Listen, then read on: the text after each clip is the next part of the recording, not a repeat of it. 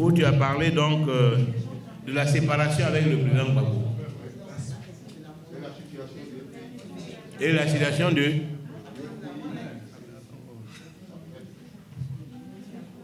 Et la situation du FPI. Alors, le FPI, aujourd'hui, est dans une phase de reconstruction. Ah, d'accord. Oh, oui, il n'y a pas de problème. OK. Le FPI est dans une phase de reconstruction après la crise que nous avons connue en 2010-2011. Et pour le moment, mon sentiment, c'est que les choses s'améliorent, notre situation s'améliore. Et oui, l'enveloppe n'était pas vide. L'enveloppe n'était pas vide, même s'il y a eu des déperditions, mais elle n'était pas vide. Et aujourd'hui, notre travail, c'est comment on fait pour qu'elle soit pleine et qu'elle déborde. Parce qu'un parti politique doit pouvoir élargir sa base. Si vous perdez des militants, et on en a perdu aujourd'hui au profit de PPACI, au profit de COGEP, au profit de MGC. Il y a toutes ces organisations-là sont des militants du FPI qui ont choisi d'aller là-bas depuis la crise. Mon travail aujourd'hui, c'est comment je fais pour conserver le maximum de militants au FPI. Et puis ensuite, d'élargir la base, de faire en sorte que d'autres qui n'étaient pas au FPI hier nous rejoignent, pour qu'on soit le plus nombreux possible. Et c'est cette question qui pose la question du positionnement. Parce que c'est le positionnement politique, la vision politique qui peut faire que des gens peuvent vous rejoindre. Parce qu'ils voient que vous avez une bonne vision, vous avez une bonne démarche, que vous incarnez l'avenir. Alors, ils peuvent venir vous rejoindre. Donc, mon travail aujourd'hui, c'est justement de rendre le FPI attractif, de montrer que ce que le FPI propose là, c'est ça qui peut sauver la Côte d'Ivoire. Et je crois que le fait que nous ayons fait l'option de la réconciliation, ça nous a attiré beaucoup de sympathie, même si ça a suscité beaucoup d'inimitié aussi, de la part de certains qui ne voulaient pas entendre parler de réconciliation. Je me rappelle en 2013, quand je suis sorti, parler de réconciliation, mais c'était un sacrilège. Pas question. À cette époque, restons dans le jeu politique, les gens disent pas question. Participons aux élections, pas question. Pourtant aujourd'hui, ils sont aux élections. Ils sont contents même d'accompagner Bictogo au Maroc, au Sénégal. Moi, quand je les vois, je dis, bon, il y a un temps pour chaque chose. Peut-être que j'ai eu tort d'avoir trop tôt raison. Mais ça aussi, ça permet à ceux qui, quand ils criaient, pas question, ils les suivaient, de comprendre que, souvent, quand des leaders politiques crient, toi qui es simple citoyen là, garde la tête froide et ne perds pas ton sens critique.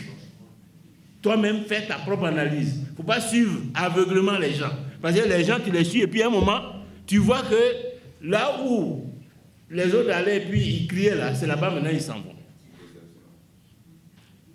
Et donc ça nous rassure et ça nous permet d'espérer l'avenir. Parce que nous avons une expérience, nous avons un capital.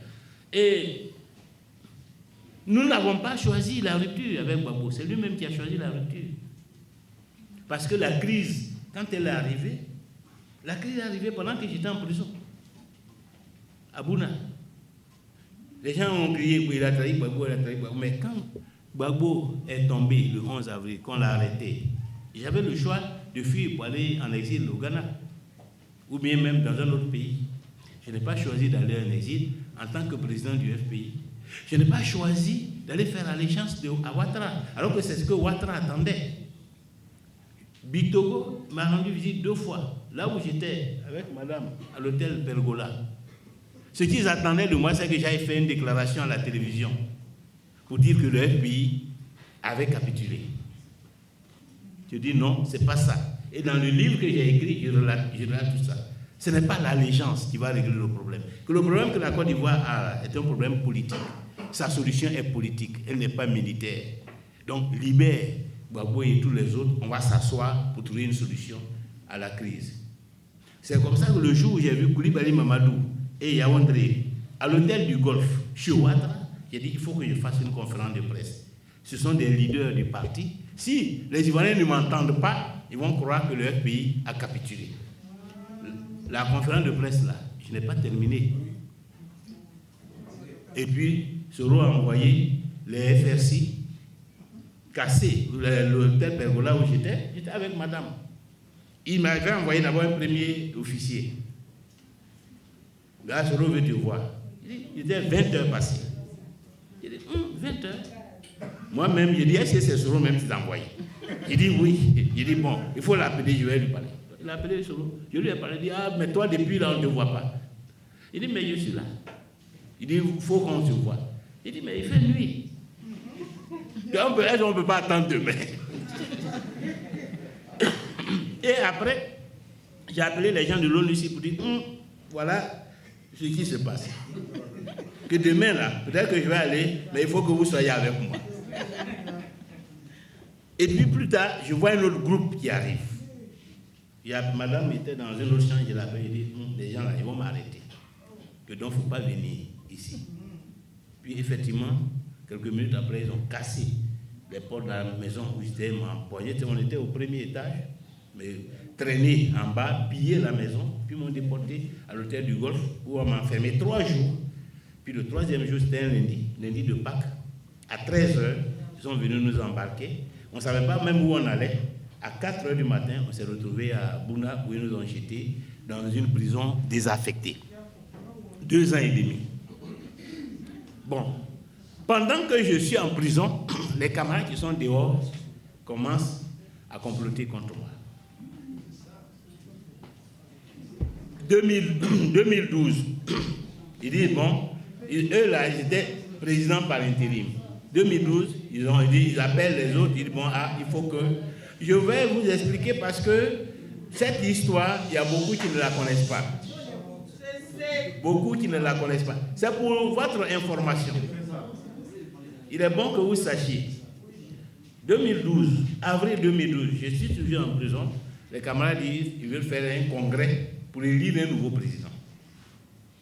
Ça devient palabre entre eux. Et ils ont fait cette réunion à l'hôtel Belle-Côte. Pour ceux qui connaissent Abidjan, l'hôtel Belle-Côte. Ça devient un problème entre eux. Il y en a qui disent, mais le président du parti, il est en prison. C'est à cause du FPI, il est en prison à Bouna. Et puis derrière, on va l'enlever. Que nous, on n'est pas d'accord. Ils ont débattu. Ceux qui ne voulaient pas du congrès, ils ont gagné. Mais déjà, pendant que j'étais en prison, la question de dire qu'il faut dégager Afi, la présidente du FPI, se posait. Le 5 août, le 6 août 2013, 2 ans après, 2012, 2013, je suis libéré. Les camarades là n'étaient pas contents de ma libération. 2 jours après, ils viennent me voir. Ils disent, comme on dit qu'on t'a libéré, on est venu te saluer. Mais il y a une question qu'on voulait échanger avec toi. Comme on dit que tu es en liberté provisoire, parce que quand je suis sorti, j'étais en liberté provisoire, est-ce que tu peux encore diriger le FPI? Que nous, on a décidé de faire une consultation juridique. Une consultation juridique, c'est-à-dire qu'ils vont prendre un avocat ou un juriste pour étudier mon cas.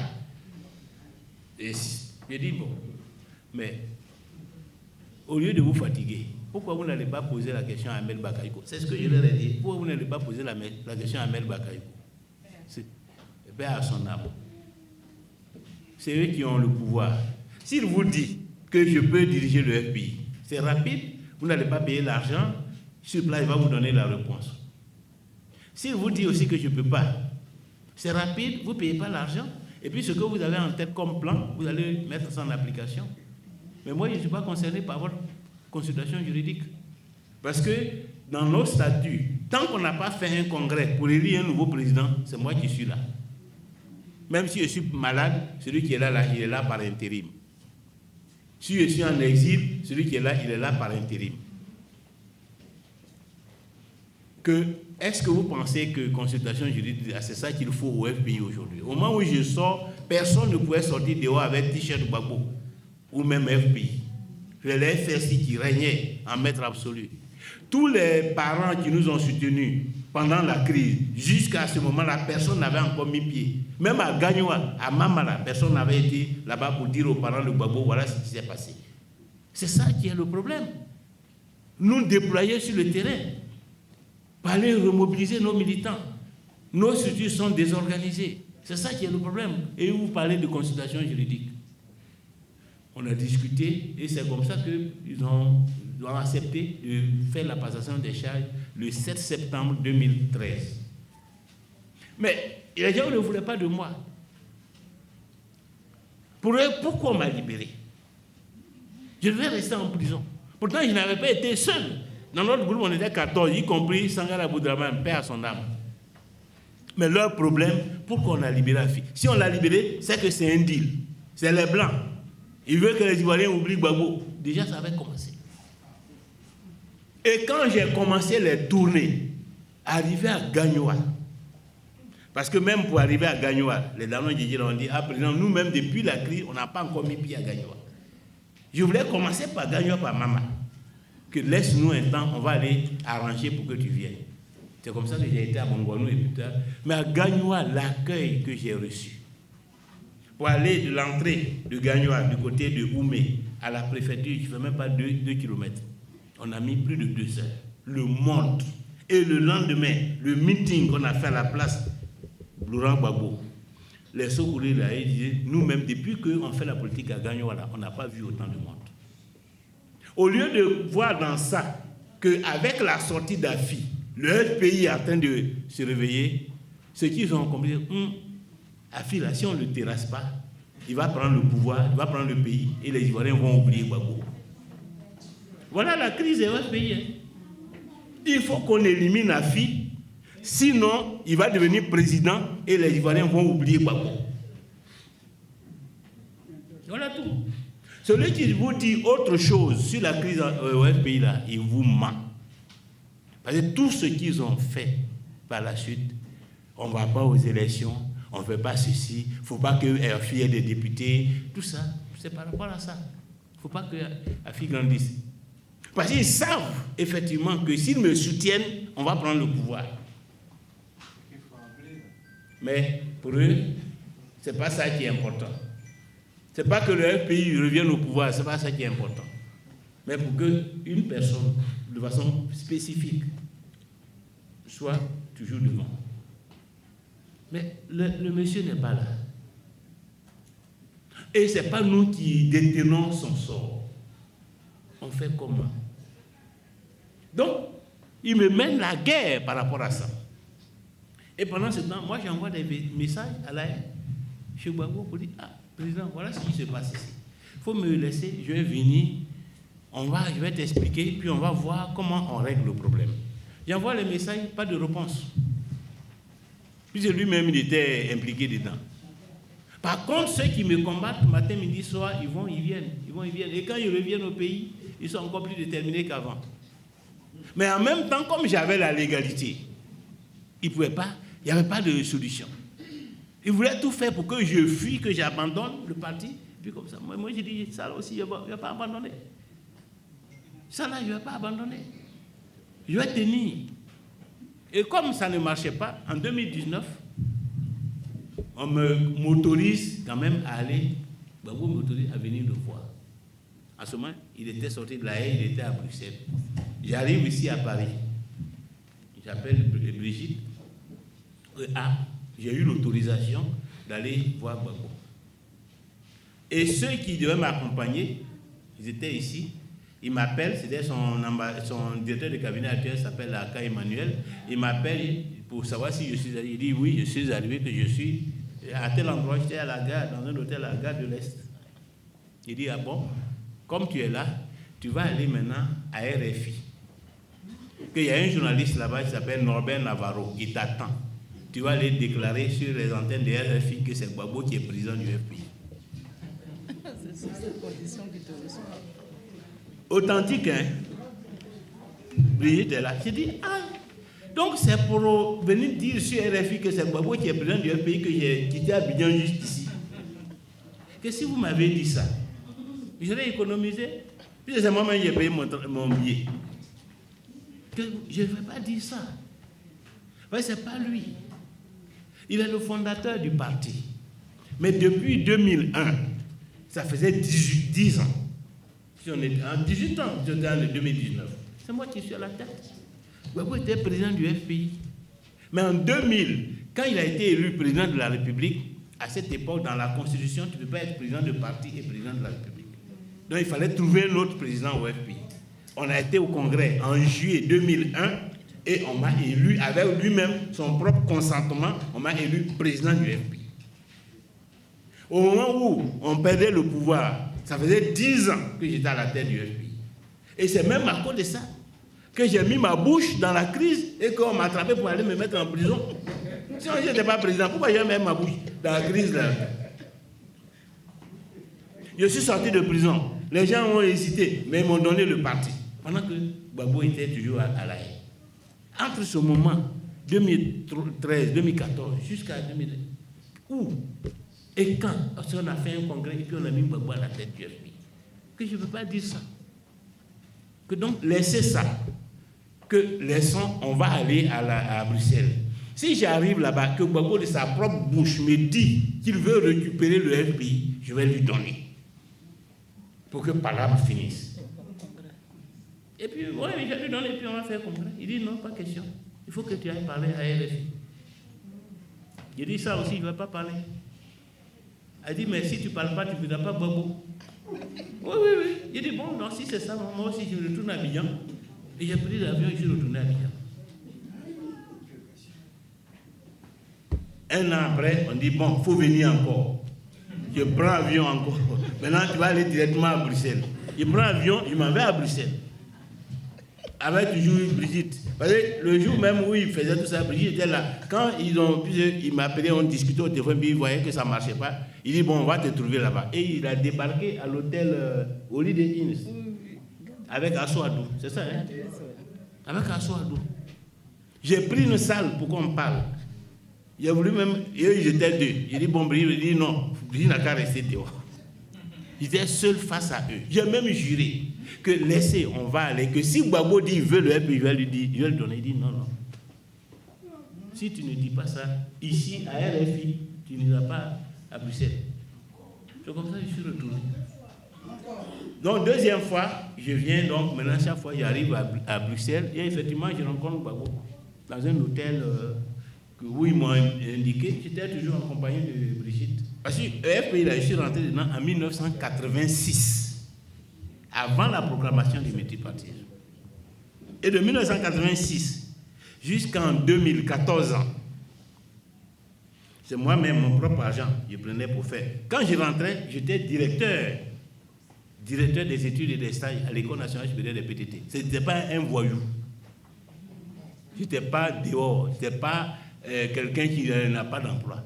J'étais l'un des rares cadres qui avait une responsabilité et qui militait dans l'opposition contre Houphouët-Boigny.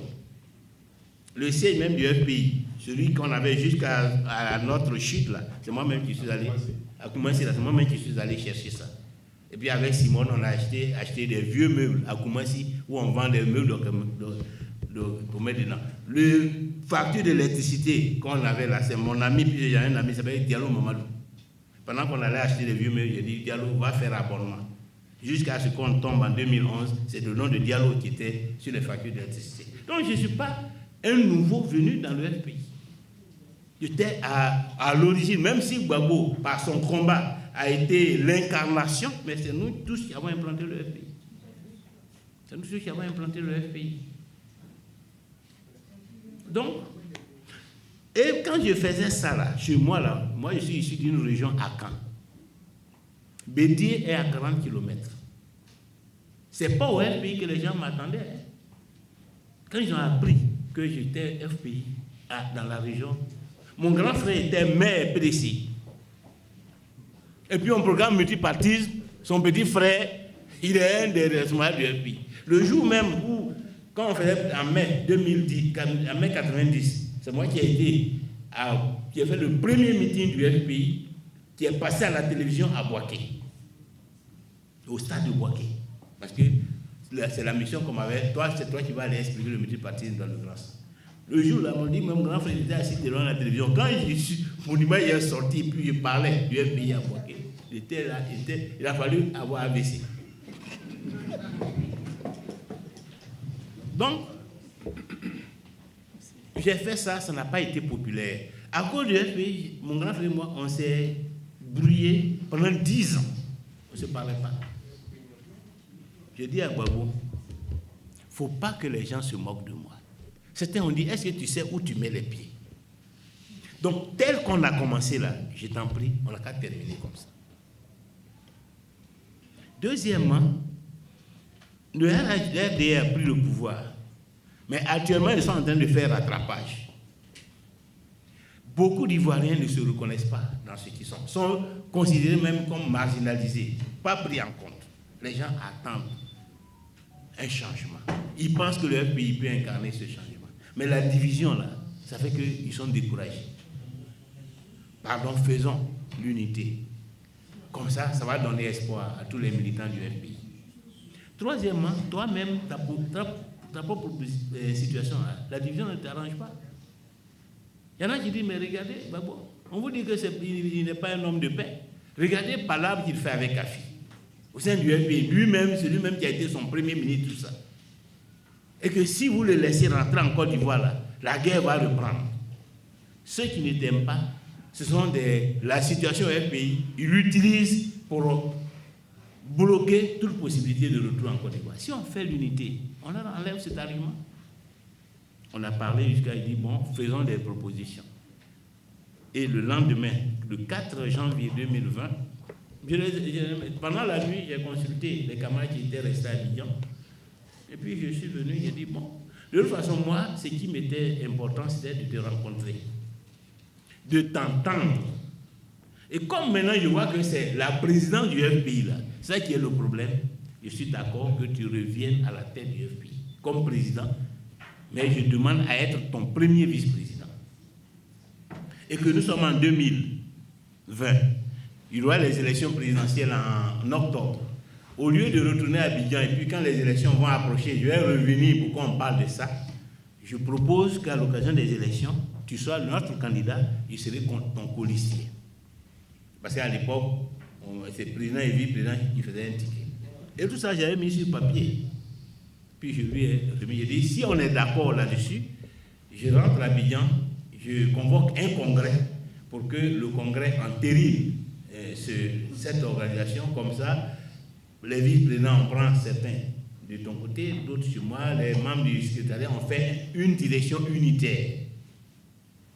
Il ne m'a pas dit qu'il n'est contre ou bien qu'il est parlé, il dit bon, allez-y. Puis je l'ai assois, tout ça était là, à cette rencontre de Bruxelles. J'étais toujours avec Brigitte. Donc, bon, il dit bon, retournez, que quand vous serez là-bas, vous allez finaliser ça, et puis bon, ce que vous allez décider, je suis d'accord. Or, la proposition là, ça l'avait irrité. C'est plus tard, quand il va rentrer, que je vais comprendre qu'au fond, ça là, il avait trouvé ça comme une injure. Moi, je suis président de quelque chose. Même si vous n'êtes pas d'accord avec moi, mais à Abidjan là-bas, là, c'est moi que tout le monde reconnaît comme président. Si des gens quittent même Paris, n'importe où, ils arrivent à Abidjan, ils demandent le président de leur pays, c'est chez moi, ils vont. Moi, il peut me dire que je m'en fous de vous. Mais qu'est-ce que ça fait? Tu es président d'un parti, il y en a qui te contestent, ils disent non, c'est Gbagbo qui est président. Même si ceux qui disent que c'est Gbagbo qui est président, on ne les écoute pas, n'empêche que ça garde ton nom. Donc, il faut trouver une solution. Pour ça, j'ai dit, je suis prêt à te donner, puis je vais être ton vice-président. Est-ce que c'est une insulte? C'est au nom de l'unité. Parce que moi-même, là, je n'avais même pas envie d'être vice-président de Gbagbo. Hein. Avec tout ce qui s'est passé, je n'avais même plus envie. La vérité, hein, je vous le dis, je n'avais même plus envie. Parce que tu ne peux pas faire confiance à quelqu'un à un moment où il n'était rien. Il n'était rien. Personne en 86, là, qui savait ce que Gbagbo allait devenir en Côte d'Ivoire? Mais moi, j'avais un poste. Je ne suis pas bêté. Je suis à Caen.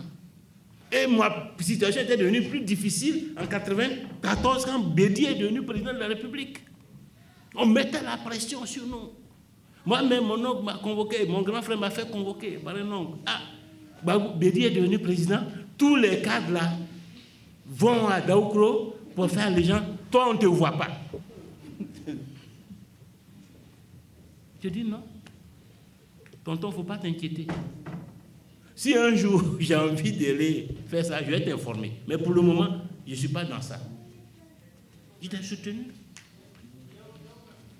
Sans parti pris, sans arrière-pensée, sans même penser si un jour tu vas devenir président, mais il y a un combat à mener, je suis d'accord pour que les choses changent, je me suis engagé dans ce combat. Et tu ne m'as pas ignoré, tu m'as pris comme directeur de campagne dès 1994, parce que tu as vu que je pouvais vraiment t'aider. J'ai été ton directeur de campagne en 1995, c'est là où on a fait le boycott actif, j'étais dans le Front républicain. En 2000, tu dis que tu es encore mon directeur de campagne. On fait la campagne, on gagne. Et tu me nommes Premier ministre. En 2001, tu me confies le parti.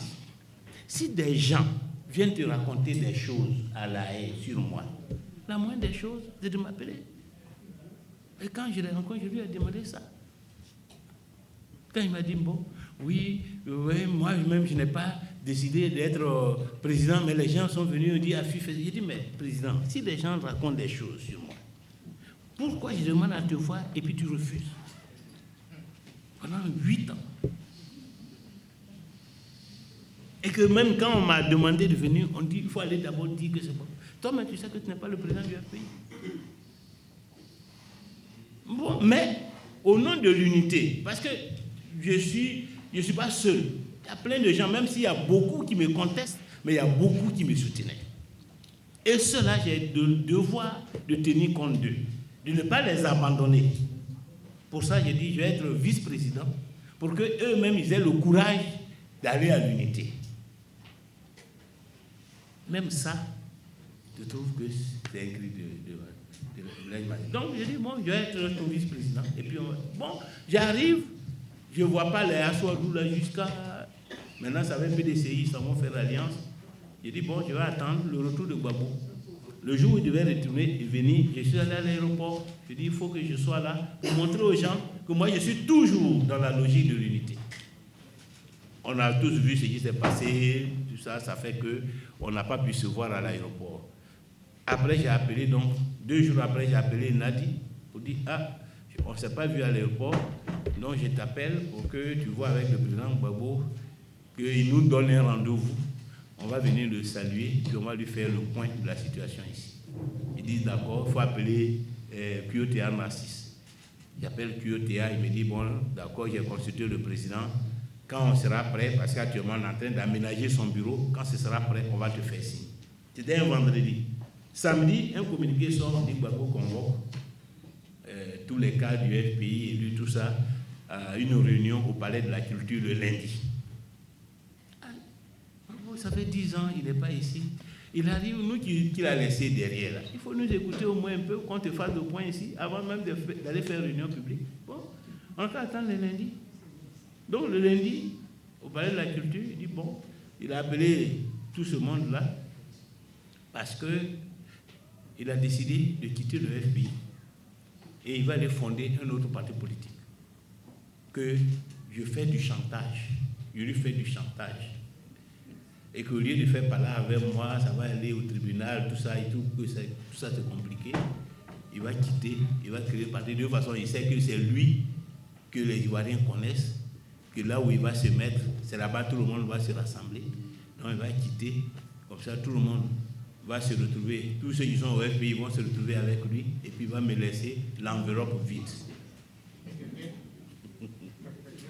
Bon. J'ai appelé les camarades, j'ai dit, voilà la situation. Eux, tous ceux qui sont avec moi, nous, vraiment, on a espéré l'unité. C'est ce que nous tous on veut. Mais il est venu, il ne nous a même pas écoutés. Il ne veut même pas nous recevoir. Ne serait même que pour nous écouter, puis il s'en va. On va le suivre comme ça. Donc, d'accord. Comme dans toutes choses, il faut bien que, d'une manière ou d'une autre, ça prenne fin. On peut même considérer ça même comme une libération. Que donc nous, on va continuer notre route. On est désolé, mais on va continuer notre route. Et donc c'est ainsi qu'on a fait le congrès du 13 novembre 2021, où on attendait 10 000 personnes. Parce que pour nous, c'était important de savoir, est-ce que l'enveloppe là, il y a quoi dedans même? est-ce qu'avec le départ de Gbagbo, tout le monde a fui le FPI? Ou est-ce qu'il y a encore des gens qui sont dans le FPI? On attendait 10 000 personnes. On a enregistré 15 000 participants. Le 13 novembre 2011. Et c'est ainsi que, dernièrement, en avril, on dit « Faites de la liberté » à Abengourou. On dit « C'est un défi ». Parce que tout le monde attend de savoir ce que vaut le FPI après le départ de Gbagbo. Et là, les gens même qui sont venus disent 31 000 personnes se sont rassemblées à Bengourou à l'occasion de la dernière fête de la liberté. Donc pour nous, on continue. Moi, je ne suis pas propriétaire du FPI. Je suis président. Je peux même dire que je suis otage du FPI. Parce qu'avec la crise, je ne peux pas abandonner le FPI comme ça, dans la nature. Je suis obligé de tout faire pour sauver le parti. Pour sauver le parti. Parce que ce parti-là a encore beaucoup de choses à apporter à la Côte d'Ivoire. Et aussi pour contribuer à la paix en Côte d'Ivoire. Contribuer à la paix en Côte d'Ivoire. Il ne faut pas que le FPI soit encore un instrument de confrontation. On peut trouver des solutions aux problèmes que nous avons, que les Ivoiriens ont en dehors de la guerre, en dehors des crises. On peut trouver des solutions. On est tous frères, on peut se parler. Même ce qui paraît impossible, on peut trouver des solutions par la négociation. Et je pense que depuis que je suis sorti et qu'on a fait cette option, il y a eu des avancées. Les gens, tout le monde, beaucoup de gens en Côte d'Ivoire savent que nous sommes un instrument d'apaisement, que nous avons beaucoup contribué à l'apaisement dans le pays. Et pour moi, c'est ça qui est fondamental. Donc, chers amis, voilà un peu la situation. Donc, on compte sur vous pour que le FPI redevienne cet instrument-là et qu'on puisse, en 2025, là, revenir au pouvoir. Parce que, de toute façon, c'est notre temps. 2025, là, Ouattara ne sera pas candidat. Bédié ne sera pas candidat. Gbagbo ne sera pas candidat. C'est entre nous, là. Nous qui sommes les suivants, là. C'est entre nous que ça va se décider. Entre nous, là, moi, j'ai déjà de l'avance sur beaucoup. Oui. Je suis le plus âgé parmi eux. Les Blé Goudé, les Soro Guillaume, les qui encore, les Bion, tout ça là. Je suis le plus âgé. Moi, je serai un candidat de transition entre la génération des Ouattara et la génération des Blé Goudé. Même si le problème de Soro n'est pas réglé avec Ouattara, sachez que ce sera réglé avec moi parce que je vais vous laisser ça au moins. Donc voilà, chers amis, ce que je voulais vous dire, encore une fois, comme on a épuisé le temps, je voulais vraiment vous dire infiniment merci d'être venu, dire merci aux honorables chefs religieux, chefs de communauté qui ont accepté encore une fois d'être là, aux chefs de partis politiques, et à très bientôt.